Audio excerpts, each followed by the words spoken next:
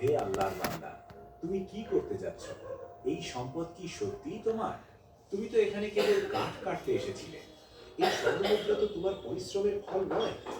কাঠুরিয়ার মন তখন এক ভয়ঙ্কর যুদ্ধক্ষেত্র।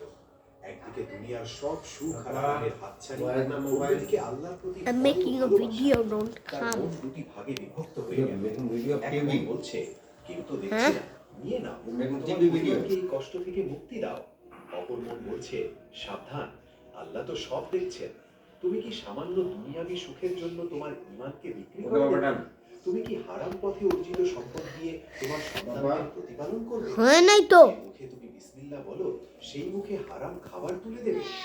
এই অন্তর্দ্বন্দ্ব তাকে প্রায় পাগল করে তুলছিল। সে মাটিতে বসে পড়ল, দুই হাতে মাথা চেপে ধরল। তার চোখ দিয়ে টপ টপ করে অশ্রু পড়তে লাগলো। সে আল্লাহর কাছে সাহায্য চাইল। হে আমার রব, হে অন্তরসমূহের পরিবর্তনকারী, আমার অন্তরকে আপনার দিনের উপর প্রতিষ্ঠিত